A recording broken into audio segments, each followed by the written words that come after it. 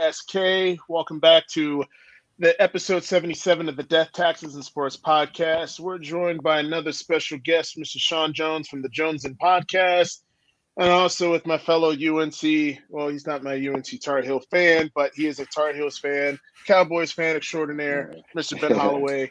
Gentlemen, how y'all doing? Good, man. Thank you guys for enjoying having me on the show with you guys. No doubt, no doubt. Glad to have you on. So, of course, we just got to ask you from New York, what teams you represent, sir? So you guys mentioned the Tar Heels. That's one of my teams. When it comes to basketball, football, it's Ohio State. Okay. Dallas Cowboys, New York Mets. Basketball, it's the Knicks, but I'm a big LeBron fan, so I'm rooting for the Lakers as well. And baseball, I said the Mets, and then there's hockey. I was a Blackhawks fan, but my favorite player is Patrick Kane, and he is now a Ranger, so I am a Ranger now. Okay. All right, we got a little bit. I could work with LeBron as a Lakers fan. Ohio State for football, we can work, but UNC, Tar Heels. But we're gonna cut you a break. We did that burn, but I gave Ben some crap, so I won't do it to you because you're our guest. We're gonna have no problem. We're gonna have Gary Johnson come on at some point. He's gonna wake up from his nap. He usually takes a nap. I feel like he's like an old man, but it's all love though. And then we're going to have Mr. David Bierman joining us later in the show. So tonight we're going to be discussing a lot of the NCAA tournament, including our updated Final Four picks. I have no idea where I'm going with that one. The NFL offseason winners and losers, and as well as some NBA talk. So, when we were doing, Sean, when we were doing some of our pre-planning for this, for this episode, we were definitely going to do a lot of heavy basketball, football, a little bit of baseball, but I'm a diehard Bruins fan, been a Bruins fan since 2010 to 2011. I started watching them and we started going to Pete Bruins games. When I started going to Pete Bruins games with this guy, and I was like, oh, I guess I'll like the Boston Bruins. Man, there's so many different thoughts on this, and they're having one hell of a season. They're going to win the President's Cup, but I feel it's like a curse because you think about it. The last President's Cup trophy winner to lift the Stanley Cup was the Chicago Blackhawks, and that was during the 2012-2013 season. And this was a really interesting set. So since starting with the 1985-86 season, when the award was created, only 7 teams have won this trophy and the Stanley Cup in the same season. In fact, 3 of the last 4 President's Cup trophy winners have been eliminated in the first round of the playoffs. First round. Yep. Jeez. Including the Tampa Bay Lightning. So what's up, Gary? How you doing, buddy? What's going on, guys? How are you? Good, good. Boss? Welcome back. Gary the Legend himself, everyone. Give him a round of applause. So, of course we have to talk about this. I'm very excited about the season, but I don't want them to win the President's Cup because I have a feeling that they're going to get eliminated in the first round. So Mr. Sean Jones, man, with all of that, what are you thinking about these Bruins and the chance to be able to win it all? Well, you can't argue what you just mentioned as far as what history tells you, but you can't give up hope. I'll say to you, don't give up hope. Hopefully your team is the team to break through, but I wanted to mention real quick, you said you started watching around 2010 or something like that. I think it was 2011 or 2012, whenever the first year that the Blackhawks won that Stanley Cup, that's when I became a fan because of Patrick Kane and Jonathan Toews. But I remember how good the Boston Bruins were then. They had, big guys, big, strong defenders. So I can imagine what they're doing now. But it's the playoffs. And one thing I know the biggest thing I learned about hockey is it's one of the most wide open playoffs there is. Anybody can win it. So I want to give you hope that your team is on a push that they can tear through the whole playoffs and go unscathed. But this is hockey. This is a whole different sport where anybody can take it. So I'm wishing luck for you guys, though. Yeah, and Ben, and I think the thing is like, I know that we definitely want to see, are they going to be the 18-1 Patriots, and we think about the 73-9 Golden State Warriors.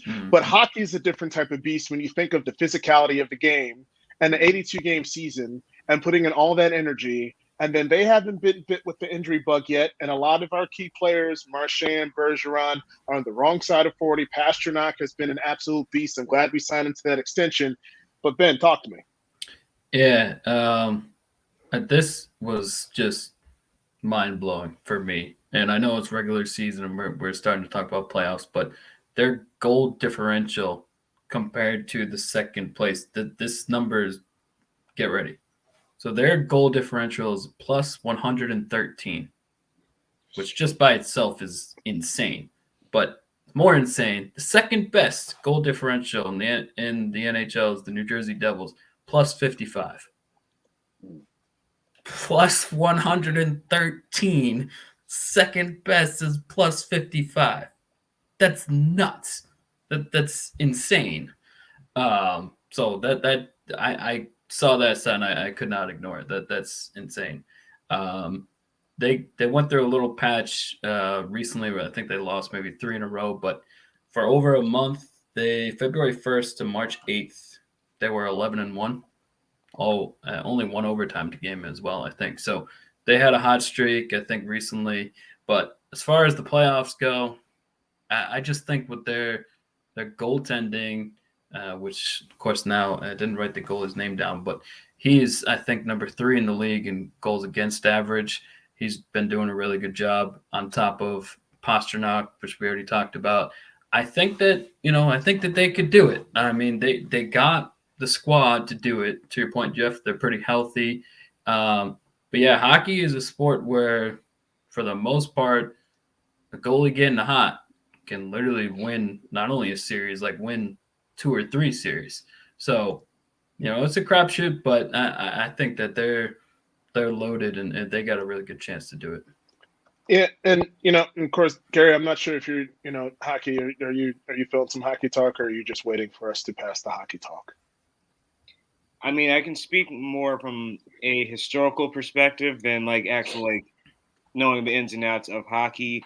In doing my research for this episode and this topic, I look at the other great teams of all time. The other 2 teams that this team, the 22-23 Bruins, can be compared to is the 95-96 Red Wings and 76-77 Montreal Canadiens. I look at the Montreal Canadiens, which that was a machine of hockey. So for me, they're going to be the outlier because when you have 24 Stanley Cups to your credit, there's clearly you're clearly doing something right. So I'm going to ignore them in this case. I'm going to focus on the 95-96 Red Wings, and the reason why is they rolled through the season the exact same way that Boston's rolling through the season now. They finished that year. Let me just look it up real quick. If I'm not mistaken, they finished that season 62-13-7 and lost in the conference finals to Colorado. So this is where you talk about the 18-1 Patriots and the 73-9 Warriors. At least the Patriots and the Warriors got to the promised land. Hockey is the only sport where, you can have that great season. You lose in the second round, what's the point? Yeah, I mean, you think about Tampa Bay Lightning. Tampa Bay Lightning, before they won those consecutive championships, arguably had the best season probably ever with points. But I don't know. But let's just kind of keep this thing going. Just had to highlight a little bit of just hockey. But let's get to some of the fun stuff here. NFL winners and losers of the offseason. I'm definitely really excited to talk about this one with you, Sean, because there's so many different things that really come to mind. But I first got to say that the biggest loser of I think of all of this and all of free agency, I have to say, will be the Jets if they somehow do not get this trade done after all the drama that they do, because the trade has not happened yet. And we wonder, how much are they going to have to give up to get Aaron Rodgers? We're not have to dwell on it too much, but they're going to be a big loser if all of this happens and they end up with no one and they have Zach Wilson as their quarterback. I'm with you 100%, man. They rolled out the red carpet for this man. They literally did everything they possibly could, and it's looking like it could go in that direction, but there's still a pause. There's still something that's not clicking yet between the Jets and the Packers, that they can't get through And I think it's the Packers, or I read something earlier that the Packers are just asking for a little bit too much, and the Jets are just too smart to know. You guys have to get rid of this man. So we don't absolutely have to do everything you say. We know you have to give him up. So give him up. And let's be honest, those are the only two teams involved. They're not competing with any. Exactly. Yeah. Right, that's a great point. It's just us. Right. So let's make this happen and move on. You don't want that headache. We want the headache. Why? Because we have the team, we have the pieces around to make this go somewhere. I'm not a Jets fan, but I've always been a fan of watching the Jets be good because they've been bad for so long. So when I see the Jets doing good, I get a little happy. And over the last 2 seasons, you can see the progression of the Jets. And now they have a solid coach, a solid defense. They got solid pieces on offense. You put an Aaron Rodgers there, that team can go places. Everyone wants to talk about the Buffalo Bills and the Dolphins, but they got their issues too that they're still trying to figure out. The Dolphins still have to figure out what they're going to do with Tua if he's going to be healthy, because they made moves to make that team better, but we know it comes down to the quarterback as well. So Buffalo Bills, Josh Allen, we thought he was going to be an MVP last year. Didn't turn out that way. We thought he would possibly be in the Super Bowl. It didn't turn out that way because everything has to mesh. Everything has to work. And the Jets have that in place right now if they can finalize this deal and get Aaron Rodgers to be the football player. Forget all that other stuff, all that nonsense that he wants to. Hopefully he doesn't give the Jets a headache like he did the Packers. Yeah, and Ben, we could sit here and talk about him forever, but just give some of your thoughts, and then Gary, and then we'll get back to you, Sean, on some winners and losers. And I don't want to dwell too much on this whole Aaron Rodgers mess, but I just felt like it just needed to at least be stated just a little bit. Yeah, I'll say this. I mean, just look at the last couple of years with Aaron Rodgers and how he changes his mind a lot. So part of me goes to, what if really this drags and then all of a sudden he's just like, yeah, I wanted to play but with you guys, but you guys didn't really show me that you wanted me because you took 3 months to do it. So now I just don't want to do it anymore. Are we going to say that that's impossible to happen? This man has changed his mind like 10 times in the last 2 years. So the Jets, it's like, okay, I get it. He's 39, so you may be hesitant to give up a first-round pick because he's 39 and you're the only ones bidding. But what if the Packers, let's just say, for example, they need that first-round pick? Are you going to sit here and tell me no, sorry, we're not doing it? Yep. Like, you got to do it. If that's what it takes, you got to do it. You need a quarterback. But yeah, I think the interesting part is the longer it drags on, is Aaron Rodgers going to be like pro Jets in like a month from now, 2 months from now? Is he still going to want to play for the Jets if he's not in the Jets uniform? Yeah, that's a good point. Hey, but there's still a possibility another team could come from behind. We've seen crazy things happen before. I'm just saying, there could be another team that just slides in the longer that it takes. There's other quarterback needy teams, man. I mean, outside of the top 2 quarterbacks between Stroud and Bryce Young, Leviton, everyone else is really suspect. So if you're there, you're thinking you're one person away. I'm telling you, there could be another team that swipes up. But Gary, high level, and then let's just go with some winners and losers of NFL. No, just with Aaron Rodgers, as I said in my gripes last week, you are really, if you're a Jets fan, you worry because there's a distinct possibility that Zach Wilson will be your starting quarterback next season if this doesn't play out the way that you want it to. And you got all these weapons, and you're going to find yourself still 7-10, and that's going to suck. Then Robert Saleh's gone.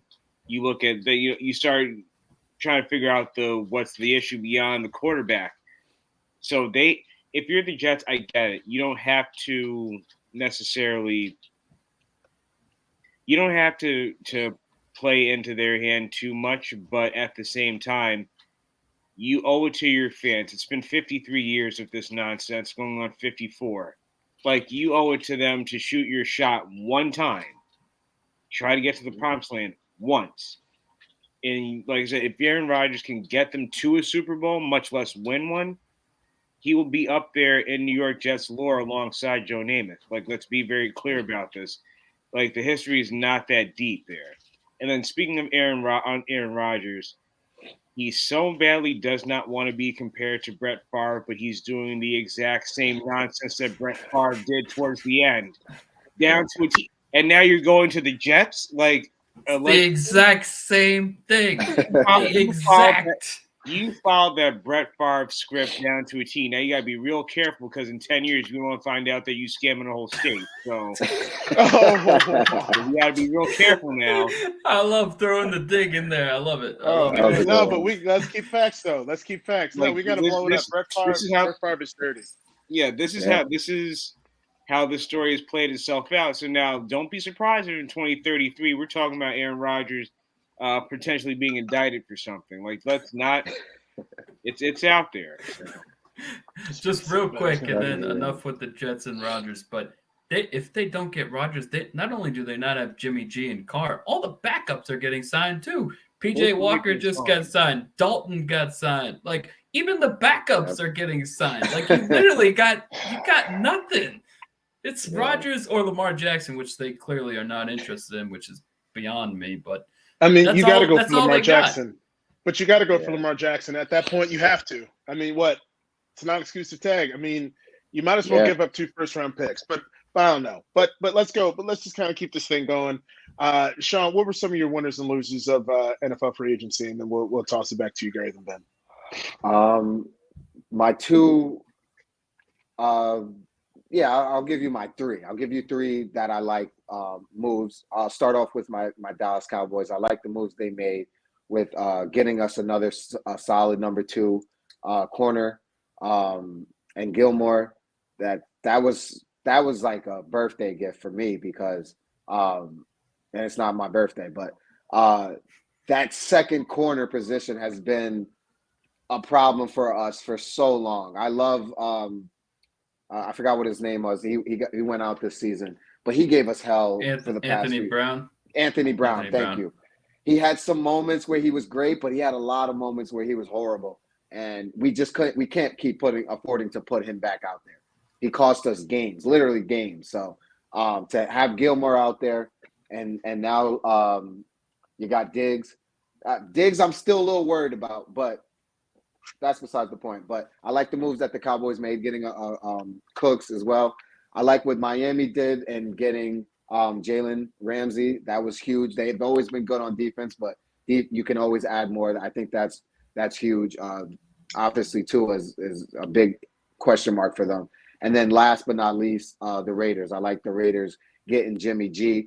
You still question his accuracy and his consistency, but we've seen you cannot deny his resume.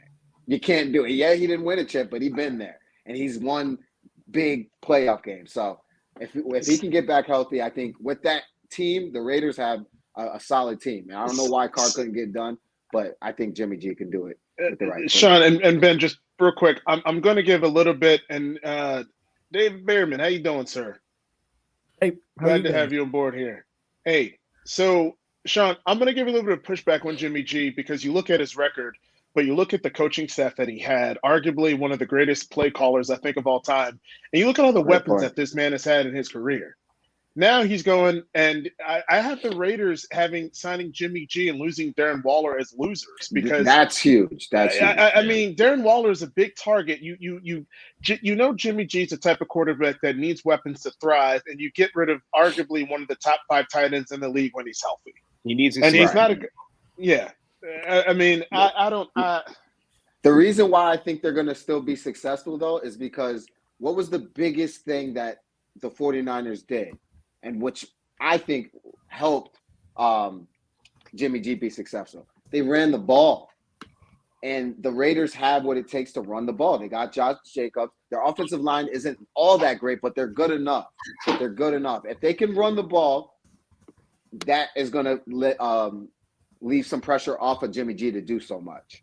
Now, they don't have the weapons like 49ers. I'm not going to say that. They're not going to have gadgets and doing all types of different things, but I think they can still be a solid team if they can run the That's ball. if Josh Jacobs can replicate the season again. We'll see. We'll see. I'm a Broncos fan. I want them to suck. I don't want them to do well. I want them to suck. But anyway, I hear that. let's just keep this thing rolling here. Ben and Gary, and we'll keep this thing rolling, and then we'll jump into NCAA talk. Yeah, so Winners and losers. I actually had the same. He touched on the Cowboys. I mean, Brandon Cooks and Gilmore, wide receiver 2, CB2, 2 areas of need. So that's a big win, especially gave up 2 5th-round picks and 1 6th-round pick. Like, that's nothing for those quality of players. And then they re-signed Van Der Esch and Donovan Wilson. And arguably with Gilmore, they have one of the best secondaries because they're 4 corners. Anthony Brown coming back and Jordan Lewis coming back from injury. Those corners paired with Diggs and Gilmore, and then this 3-headed monster at safety, Donovan Wilson, Curse, and what was the other one? I'm missing one. Yeah. Anyway, what was it? Right. I forgot him too. Yeah. Wilson, Curse. Anyways, their secondary is really strong, obviously, to go along with their pass rush. I had the Bears down as winners because we talked about that trade, and we feel that they won that trade with Carolina, and they got DJ Moore in that trade. They needed a receiver. Then I wrote down a couple more of their moves too. So they beefed up their linebacker. They got Tremaine Edwards, who was a star for the Bills, and they got TJ Edwards at linebacker. And then they lost David Montgomery, but I think they kind of upgraded. Deonta Foreman played great for Carolina last year, so they signed him. And they still have Kmet at tight end. They signed the Green Bay tight end, Tanyan. So it's like it's not even just the trade that they did for more capital and to get DJ Moore. And then I wrote down the Dolphins, again, Jalen Ramsey, but they signed a couple of young players too. David Long Jr., linebacker, and Deshaun Elliott, 25 and 26 years old. So youth is good. And obviously getting the defensive coordinator, Jeff, that you are very familiar with, Vic Fangio, is a great signing for them as well. So those are my 3 winners. I didn't really write down any losers, but those are my 3 winners. All right. Gary? You're on mute, sir. Sorry, my computer Welcome froze. My computer froze. Sorry. I was saying that we have similar like winners and winners in the sense of like Chicago getting the haul that they ended up getting. I'm going to actually, on the flip side of that, say that Carolina kind of turned out to be a winner in all this too.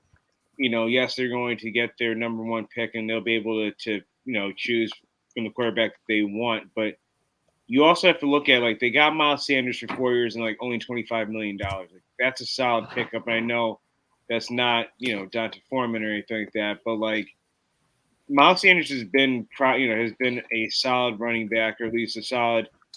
I speak from a fantasy perspective. He's been a solid pickup or a solid running back for Philadelphia, and I feel like he will do very well. They added Hayden Hurst and Von Bell; those are huge upgrades as well.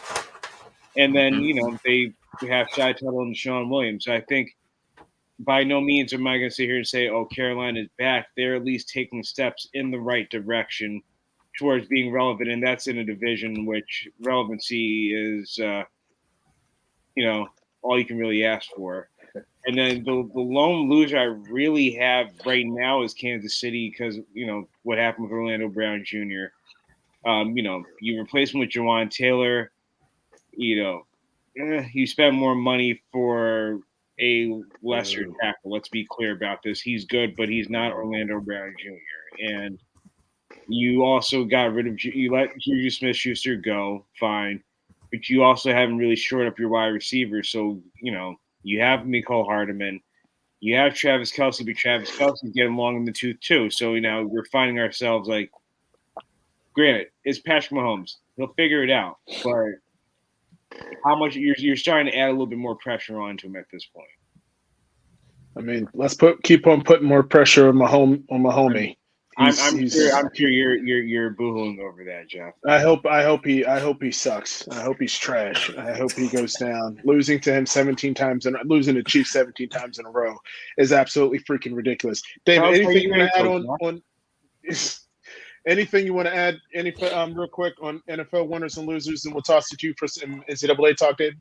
I mean, I like you guys said about the Dolphins. I'm all about the Dolphins, and I think they did have a good offseason. They got picked up Tua's option. They got the backup quarterback they needed. They got Vic Fangio, and then, of course, Jalen Ramsey, and they re-signed some of their guys. So they had a solid offseason. I'm looking forward to seeing how they can continue what they did last year. Yeah, we'll see. We'll definitely see, man. It's all going to be on Tua, man. I'm really rooting for that guy, man. Like, I really am. There are so many people doubting him. I mean, let's just hope he can stay healthy. Let's just hope Mr. Concussion is not Mr. Concussion. But we'll see. But David, man, let's just keep rolling with this thing, man. Like, NCAA tournament, a lot of games, a lot of upsets. I mean, we could talk about it all day. But high level, what are some of your thoughts? And then Sean will toss a bit to you.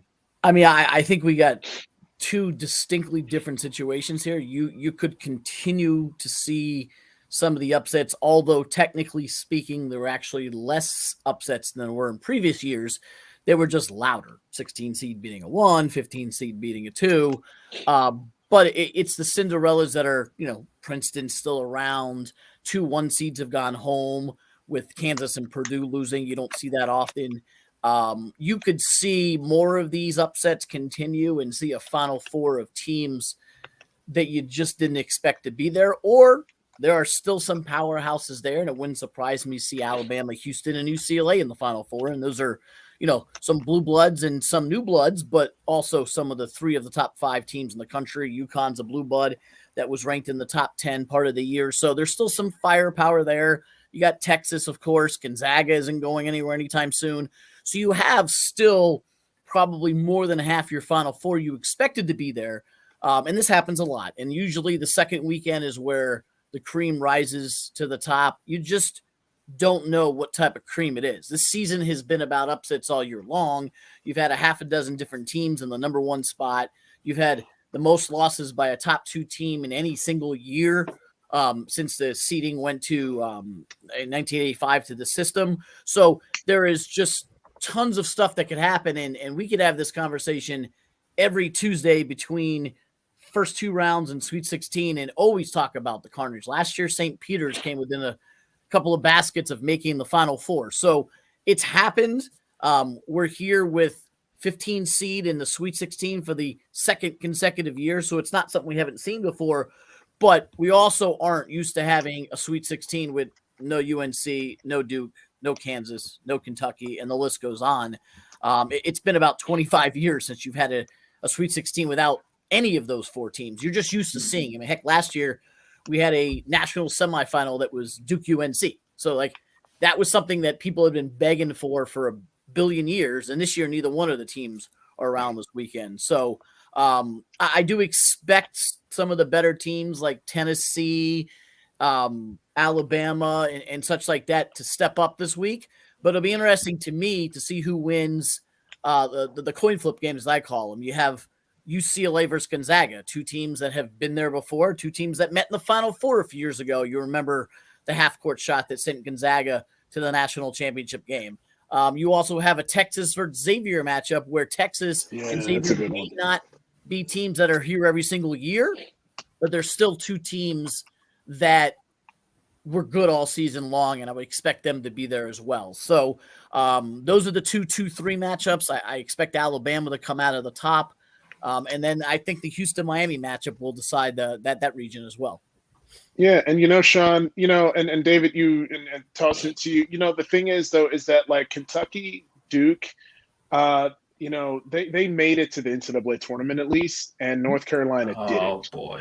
And it was very sad how you start number 1. He can't resist. You start number 1, right, and you sweep, and then Hey, let's focus on the tournament. and then we sweep them. They're out of it. All I'm saying is, we don't.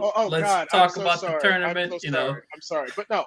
All I can just say is, Sean, is that all I'm gonna say is that the NIL and that extra COVID year made a difference. And I've been saying it because a lot of these teams have 5th, 6th-year seniors, and they are experienced. Duke losing to Tennessee to a bunch of seniors showed. But, Sean, my friend who's a UNC fan, I'm sorry, but I just had to say it one more time. I mean, I don't think It's there's all right. anything more pointless than preseason polls. So North Carolina might have been number 1 in the country, but I mean, But they really, just, at the end of the didn't day, even make the tournament. right, at the end of the day, let them play their Stop. 35 games and figure it out. Then I don't put a whole lot of credence into those rankings. College basketball more than college football, where rarely do you see teams outside the top 25 do anything in college football because it's the same 10 teams every year. But college basketball, you're right. The NIL stuff, seniors with COVID, players coming back. There's some guys I think have been there 10 years in some schools. Yeah. But I in terms of the upsets, that Fairleigh Dickinson beating Purdue might go down as the biggest upset in the history of the game. When you think about Fairleigh Dickinson didn't win their own conference, and their conference was rated dead last according to KenPom. So you had the worst conference in America. They did not win it and got in on a technicality because Merrimack was not eligible. So you had one of the worst rated programs in the history of the tournament knock off a 1 seed. Now, was Purdue a true 1 seed? Heck, they've been up there all season, and they won a down Big Ten conference. But at the end of the day, you had this wasn't your normal 16 seed. This was a really, really poorly ranked team that played awesome, and they almost won against FAU. That's another team don't sleep on, by the way. They can beat Tennessee. It's a really, really good program that got down there in Boca. Hey, FAU 31 wins. Sean, your thoughts? Speaking just to go off of what his last point of FAU, I think they're one of the teams to really look out for because of their depth. I think when it comes to the NCAA tournament, I have my 3 rules is you got to play defense, you got to rebound, and you got to have depth because you never know. So, and I believe they can do all of that. So I think, like he said, I think David said that's a team to look out for. But Alabama, obviously you can't sleep. You can't close your eyes on those because they're very strong. I forgot which matchup you guys mentioned earlier. I forgot to look it up, but UCLA. Who do they play? UCLA Gonzaga. Gonzaga. UCLA Gonzaga. Yeah. Yep. Yeah. I wanted to speak on that game because I believe, was it last year or was it 2 years ago they played? They played 2 years National ago. Championship. Yeah. Semifinal. Yeah, That was when Gonzaga eventually lost to Baylor, but Gonzaga beat them on the half-court buzzer beater. Yep, exactly. And I'm really interested in looking at what those 2 teams are going to do because for me, they just been having not throughout the season, but throughout the years, they have these up seasons, great seasons, and then have these huge disappointments. So I think they have both of the 2 teams to look out for, but it's interesting because I haven't been watching college basketball all year, this whole season. So I'm did a little research to catch up, but those are the teams that I'm looking forward to watching. All right. I mean, hey, it's definitely going to be a good one. It's for sure. Ben, Tar Heels guy, how you doing? What's your thoughts? So my thoughts are going to be specific to the tournament, which the Tar Heels are not. So they are irrelevant at this moment. So we're just going to leave them out of the conversation. Okay. You have the floor, sir. So I wrote down a couple of teams I want to talk about. Princeton, first off, their first round matchup against 2-seed Arizona, they were down 55-50 with just under 5 minutes left, 4:45 to be exact. They won 59-55. So they closed that game on a 9-0 run, almost held Arizona 0 points for 5 minutes. So that was intense. But then sticking with Princeton, they destroyed Missouri in the second round. I know Missouri is a 7 seed, but they had been hot towards the end. They won 6 out of 7 games. Only loss was the SEC final to Alabama. So Missouri was playing good ball and playing hot, and Princeton just dominated that entire game. So I just wanted to kind of give a little bit of love to them. Sticking to the love and positivity. FDU, Fairleigh Dickinson. We already talked about him a bit, but I wanted to call out their point guard, Dimitri Roberts, 5'8", probably closer to 5'5" or 5'6". We know how that goes. In the second round, when they lost to Florida Atlantic, he had 20 points, 7 rebounds, 4 assists. Lost to Florida Atlantic 78-70. So they played, to your point, Dave, one of the probably the worst teams to make the tournament in history, from what you were saying, and so the fact that they won and then almost even made more history by being the first 16 to make the Sweet 16, that would have been cool. But still, a heck of a story for them. Lastly, I wanted to go to a specific game. It was a second round game, Gonzaga versus TCU. One of the best games of the tournament so far. 84-81, Gonzaga, just kind of back and forth both ways. The second half was like all offense. It was 51 points for Gonzaga in the second half, and TCU had 43. So the second half was just up and down, up and down. Really, really entertaining game. Timmy, we know Drew Timmy for Gonzaga, 28 points, 8 rebounds in that game. And then Mike Miles Jr., TCU, and this is my last point, and I'll stop talking. Mike Miles Jr., point guard for TCU, arguably had the best tournament out of anybody. 2 games, 50 points, 7 assists, and as a point guard, only 1 turnover. So he played a great tournament, and just that game by itself was extremely entertaining. Hey, all good, entertaining games. Definitely good ones, and we'll definitely keep it going. But I know, David, you have to run, sir. What are your Final Four picks? Just curious. Sure, I got Alabama coming out of the. I'm just gonna call it upper left because that's how I'm visualizing the bracket. Where actually they play, who the heck knows? I assume it's the South. Alabama out of there. I think Kansas State is going to shock people in MSG. I think the Tennessee FAU game can be a coin flip, and so should the Michigan State Kansas State game. I just think Kansas State is really, really good and better than people think they are. So I'm gonna go with that as a little bit of an upset. I do think the Miami Houston winner will represent the upper right Midwest. I think they beat the Texas Xavier winner. I'll lean Houston, but I would not be surprised if Miami wins that game. It's got to play a little semblance of a defense. Their offense is amazing. And I'm gonna go with UConn versus UCLA in the bottom right. And I'll go with UCLA. I think it's going to be a UCLA, Houston, Alabama, and Kansas State Final Four is where I'll go. Talk maybe next week, but I still think Alabama gets it done. And it's really, really painful for me to say that, but they get it done. They've been my team since the tournament. What do you think of Miller? What do you think of his what do you think of him and his prospects before you go, real quick? I think he's a great player. I think he's a great prospect. I'm not going to comment on whether he should be playing or not. I'll leave that up to the school.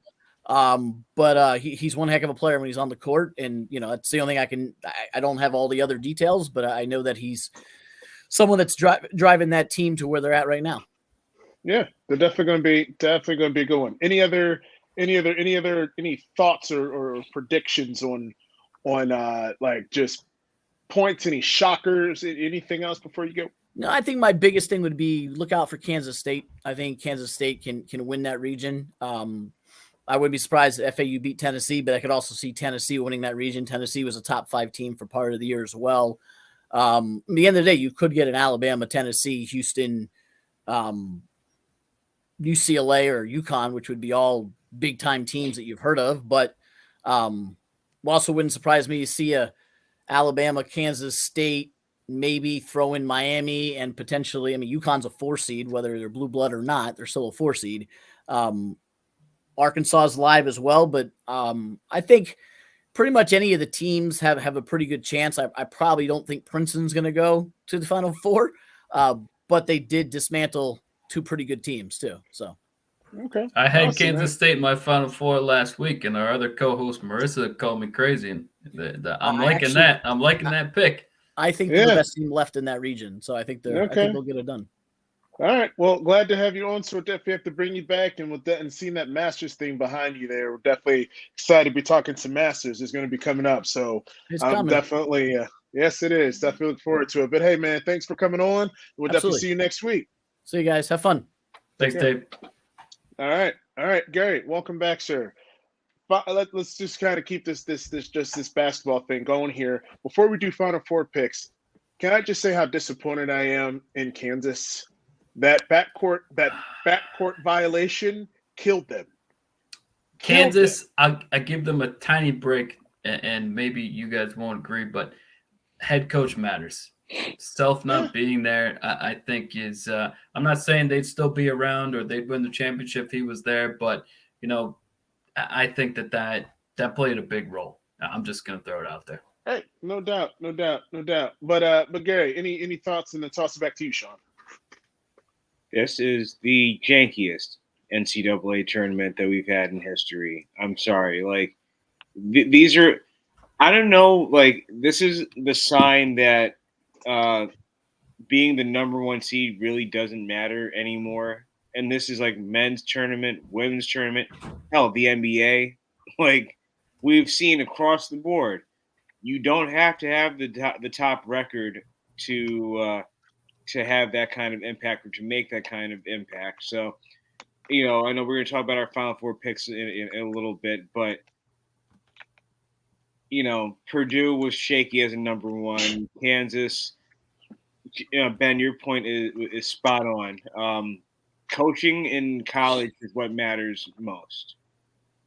Like, you don't see a lot of the star college athletes doing interviews post-game. Who is it always? It's always the coach. Mm-hmm. Maybe a star player if they really had a spectacular performance, but largely the coach is the superstar. I mean, just on a sidebar, if you want proof of that, you look at Rick Pitino. Rick Pitino just left Iona to go to St. John's, and like he's being treated like a deity at St. John's. Like, he's their first big name coach since Luke Harnesecca and all that. And it's like, yeah, but he's not playing. He's just coaching. But that's, like I said, like you said, Ben, college sports is where having a head coach matters. So, I look at Houston. They are my pick to win it all. I figured there's some symbolism with them playing in Houston for the championship game. Like, there is a level of, like, I'm very storyline driven. So, like, there's a level of, like, can the team from Texas, can they win much like Tampa Bay in the NFL? Like, can they, or much like the Rams before that, like, can you win on your home turf? So I'm looking at them for that. Alabama looks as close to unstoppable as you can have in this tournament with these teams this year. It's personally, I think it's good for college sports, and it's a microcosm of college, of what the story about college basketball is now and going forward. Hey, that's our real stuff. We'll see what happens with Houston, man. We'll definitely see. But Sean, what are some of your thoughts? And then let's just kind of start doing our get to some of these other topics here. But some of the other thoughts, any some of the that stood out to you, and then we'll get right to Final Four, and then go to your Final Four, and then Ben, and then Gary, and then we'll get to the next segment. Pretty much what he just said. Gary said it's one of those wide open tournaments. There is some solid teams where you can obviously look at them and say, all right, they should be the best to win it all. But you never know in these tournaments, especially this year, because like David said, it's so many teams that were at the top are no longer at the top. So it's wide open, and it's going to be interesting to see how it all finishes out. And going into my Final Four picks, I don't have the thing in front of me, but if I wrote it, have it correctly, I had Houston, Alabama, Kansas State, and what is the last final group there that I'm missing?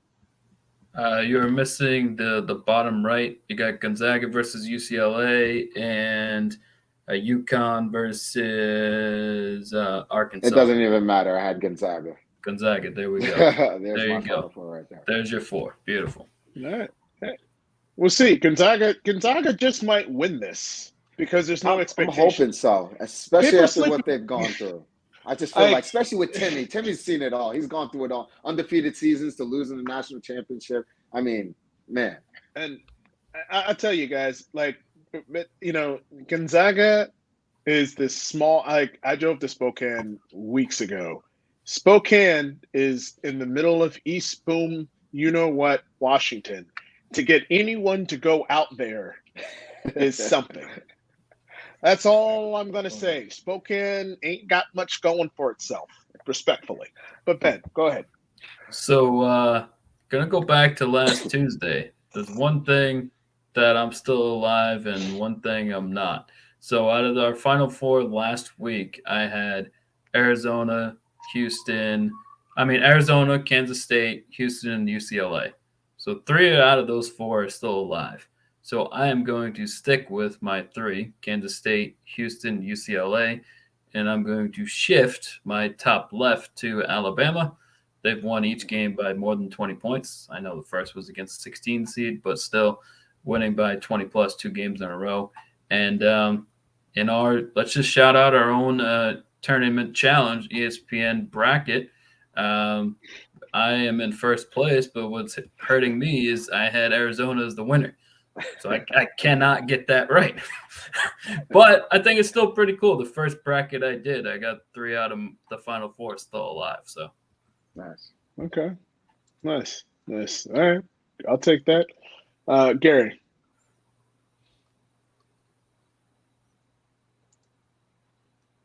Gary, You're we on cannot mute, hear sir. you. We cannot hear You're you, on sir. mute, buddy. Yeah, my computer's like really fucking up today. Sorry.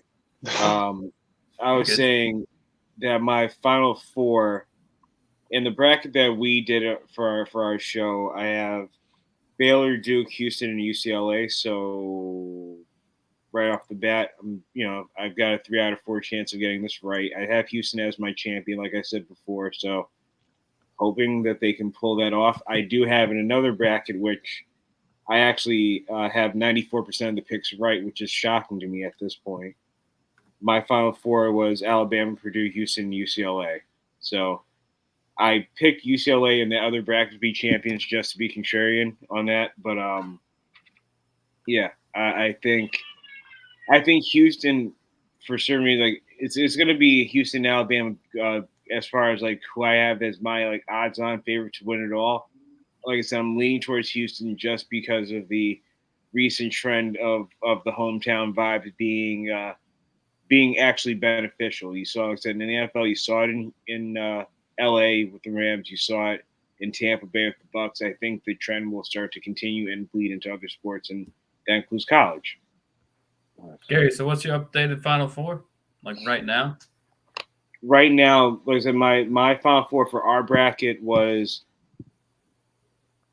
So I'm going back and forth. My Final Four was Baylor, Duke, Houston, and UCLA. So obviously Baylor's out, but I still have and Duke. So I have Houston, UCLA, and I chose Baylor and Houston as my national championship. So I'm still banking on Houston being right.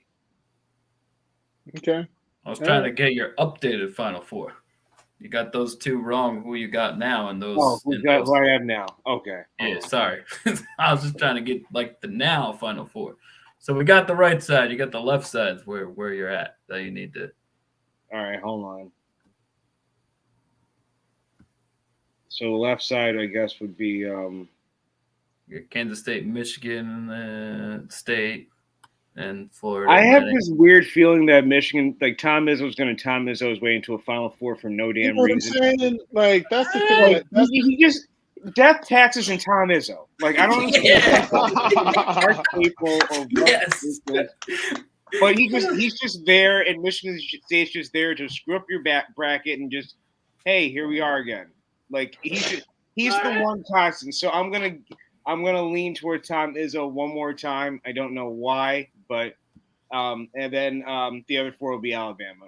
I think say Alabama. At this Okay. point, I said it's Alabama or Houston. I think they're going to be the 2 that jockey it out to be who's going to be the surviving 1 seed left. So Okay. This one, I'm gonna go. I think Kansas State is gonna. I think Kansas State's gonna do it. I got Alabama, and then I'm really I was really liking Houston, but I'm really, really, really liking Xavier just to do it. I don't I trust just him. I'm just going off of a sorry. gut. I'm going off of a gut. I mean, at this point, it is what it is. It's I don't trust UCLA, and and I'm gonna say, damn it, I'm gonna say, oh man, I'm gonna surprise some people when I say this. Well, no, probably maybe not, but I'm gonna go UConn, man. I'm gonna go UConn. They've I think been the sexy like sleeper pick for a few people, so it's not surprising. yeah. Just UConn, man. I just I'm really feeling UConn. I've just been watching all their games. I'm actually seeing their women's game in Seattle this weekend. I'm actually kind of excited. It's actually going to be fun. It's going to be nice. But anyway, we'll see what happens. I still got Alabama winning it all. But anyway, let's keep this thing going. Some NBA talk here before we wrap up to Mr. Gary's gripes here. Sean, this NBA season has been very topsy-turvy. I just want to take a couple minutes to just talk about the West a little bit. Okay. Like, where do I go? Like, where do I start? Do we first start with just Golden State and how bad they are on the road against the Hawks? I mean, their transition deep. Oh my God! Like, hey! They did beat the Rockets on the road. Okay, we'll give them a golf clap for that one. Congratulations, but I mean, just Golden State, man. I mean, it's just you want to give them their due because that they're past, but to lose that many road games, bro. Yeah, you just can't do it, and history tells you if you lose on the road, you're not going to be holding up that trophy. So, and I honestly don't think it's going to be fixed if they make the playoffs because they're still struggling to stay in it. So, if they can't get that fixed now, and the season's literally basically over, I don't think they have a shot of doing anything because that's not something you can fix in a week or two. That's something that you have to build throughout the season. So if they don't have it now, they're just not going to get it later. So they're screwed. They're playing a very dangerous game, saying, "Oh, playoffs, boom, everything's fixed." Yeah, it doesn't work like that. It doesn't work that way. Yeah, but anything else like in the West or just anything just in the West that just like stands out to me? I say if Joker doesn't win an MVP, if he wins a third MVP with no championship, I think the MVPs don't really mean much. Yeah, I agree. They've been slacking on the MVP the last few years. I'm not saying that Joe didn't deserve it the last 2 years, but just some of the people that they haven't had in the conversation. I think there's a lot of people that deserve to be in those conversations, and they don't get their just due. So I agree with you. The MVP is starting to become a joke. But before I toss it to Ben, any other thoughts, any other things as far as like NBA that just kind of stands out? Playoffs starting in 3 weeks, my man. Well, like I said, I'm a big LeBron fan, and my biggest thing right now is what the heck is I can't even say what the heck is wrong with AD because this is what AD does. This is how he's all day AD one day, and I forgot what the other thing was that they call him for AD, but all done. All done. Yeah. All done. Like he's just not doing anything, and it's frustrating. The problem is he is probably the most frustrating superstar of our adult lives. Because when he plays to his ability, he's a top 5 player. No hands question. down. No but question. He never plays consistently. Never. Exactly. That's what I was going to say. I'm like, he's going on the record saying, like, I'm an MF when healthy. But that's the key word. When healthy. You haven't been. And that's the problem. You were healthy in 2020, and you were aided by the fact that you were buoyed by Kobe's memory and the bubble and winning a championship. Yes, I said it. I'm a Lakers fan, and I said it out loud. Those 2 factors are what caused you to win a championship. Those 3 months off favored the Lakers more than anybody else. Absolutely. that 3-month break was the best thing that LeBron could have ever had for his career. Hey, Sure. those be facts, though. Those be facts. But Ben, talk to me, man. I know you got a lot to say. Yeah, so just as far as NBA, couple of things that I wrote down that I'm kind of paying attention to. I'll lead with the West. The Warriors right now are the 6th seed, which obviously is the ideal spot as far as not getting in the play-in. But the seeding has been close for 3 weeks and still is. So they're at the 6th seed right now. The Lakers are the 11. There's only a game and a half difference between the 6th and the 11th. So that's obviously something to watch how those seeds play out in the West. Then I also wrote down for the East and the West, the 2 and 3 seeds are really close as well. And that obviously matters for home court if they play each other second round. So in the West, we got the Grizzlies right now at the 2, a game ahead of the Kings. And then in the East, the Celtics are the 2 seed right now, thanks to the 76ers gagging last night, I think, at home against some crap team. I can't even remember. But anyways, right now, I think it was the Rockets. I think so. Yeah, I think it was the Rockets. So right now, Celtics are a half game up on the 76ers. So those 2-3, where those, how those races finish is important, like I said, for possible second round matchups, who gets home court. And then MVP. Let's just be honest. It's a 3-horse race. And honestly, between Embiid, Jokic, and Giannis, arguably any of them close with a dominant, 10-game stretch, that's going to be – the MVP is going to be to them. Right now, probably a slight favorite, Embiid, leading the league in scoring, 33.6 points per game, which is crazy. But it's a 3-horse race with MVP, and really if any of those 3, close on a really hot streak, it's going to go to them. But right now, slight edge to Embiid, but obviously MVP race is something to keep an eye on too. Gary? No doubt. The MVP race. We still aren't giving love to the Sacramento Kings. Like, light that damn beam, Sacktown. Like, it's been a long time since we could say that they've been relevant, and I think Mike Brown, Coach of the Year. Oh, if he's No not, question. if he's not, it's criminal. Yeah. I will get on my stump for him. Like, I think he had a bad rap with what happened in Cleveland, what happened with the Lakers. He's a better coach than, like, I think if you give him a team without a ready-made superstar on it Mm-hmm. and just let him coach, a la, like, I don't know, one of his mentors, Greg Popovich, where, yes, he had Tim Duncan and David Robinson, but, like, they were the most superstars in league history. Like, they were the most team-first superstars you'll ever come across. So, there's a level of of that mindset in Sacramento, and I dare say they're gonna. While I do have either the 1 or 2 seed in both conferences losing in the first round, because I just feel like the teams that are in the play-in are better than the teams kind of towards the top. I think Sacramento will be. They're the feel-good story of the NBA. Yeah. I don't care what anybody says. The Knicks were a couple years ago. The Suns were kind of last year, and this is the year of the Kings finally 16, 17 years later breaking through.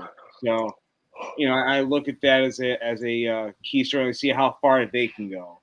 Like I said, with the MVP race, we can continue to suck Jokic's teeth if we really want to. I don't want to. I'm not doing that because Denver's good, but how good are they if they keep getting to this point and having great records and not getting to the conference finals? I think you have – if you don't give it to Embiid this season, you're a hater. And I don't even like Joel Embiid to that extent, but, he's keeping Philly relevant at a time in which, James Harden, you don't know what you're getting from him. He's hurt all the time. The other this kid Thibault that is very, he's up and down with his game. There's a lot of that credit has to go to Joel Embiid. And then lastly, I'm interested in what the Knicks are going to do come playoff time. I think, as much as we talk about Sacramento in the West, we have to talk about the Knicks in the East. This is a team that, You expected this is what you expected. You wanted them to be the fourth, fifth, sixth best team in the East, and they're right here. What are they going to do with that? How is Jalen Brunson going to play here in the playoffs? How is Josh Hart going to play here in the playoffs? Are we going to get the Julius Randle that he just dropped it? Dropped basically 60 points. Even though it was in a losing effort, and that's Right. extremely disappointing if you're a Knicks fan. Are you going to get the 57-point Embiid, or 57-point Randle, or are you going to get 5 for 21 Randle in the playoffs? There are a lot of interesting stories, and as we said, the championship is wide open. The finals are wide open. Whoever I could tell you two teams right now, but I could easily be wrong in 2 weeks. So Yeah, we'll see. Ben? Yeah, I was just Real going to say, I want to keep it on basketball, but John Morant, it's going to be interesting how he, and I'm just talking about on the court, him playing, how he plays and towards the end of the regular season, assuming he comes back, then the playoffs. That is a storyline to see as well. Where does he come back at this level that he was playing at? Does it take him a little while to get there, or does he never get there this year? I don't know. Just a story to watch, just on the court to see how Ja looks. Yeah, Absolutely.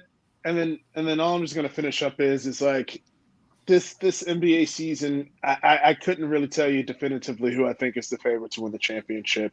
I'm gonna say the last thing is that I think the Celtics made a terrible mistake giving homeboy that job way too soon, and I still stand by it. Some of those losses were terrible. I'm like, you gotta wait until the season, and I think that I think a lot of Celtics fans are going to be very disappointed with their finish because I don't see them making it to the finals again. I just don't. Coaching matters. When you got to go against some of those other cats that have already won championships, Yeah. I don't know, man. I don't know. We'll see. But Gary, go ahead for your gripes, and then Sean will give it to you to close out and to give a shout out to your what you got, Gary? Yeah. we're gonna work on our graphics, but that is. Hey, I like it. I like it. So Ben, you were actually very spot on in the last thing you were talking about because my gripe this week was about the Memphis Grizzlies. You look at this team, and at the start of the season, back December 21st, John Morant was quoted as saying the Grizzlies are fine in the West. And despite them having the second best record in the West right now, they're anything but fine. You got Dylan Brooks out here trying to do his best. Christian Laettner, Grayson Allen, all right. He's not on Pat Beverly's level. Pat Bev is a different level of pest and nuisance and menace to society. Just ask Russell Westbrook about Beverly. And personally speaking, I love Pat Beverly. Like he's my kind of player, but he's a pain in the ass and a nuisance. And Dylan Brooks wants to be that, and it's like nobody believes you to be that yet. Like, you look at when Steven Adams is sitting here trying to warn people, like, hey, let's stop partying so much. Let's stop trying this tough guy image because you've gone from. In professional wrestling, they call it the heel turn. You go from being the good guy to the bad guy, and people cheer you or boo you with that same amount of victory. Yep.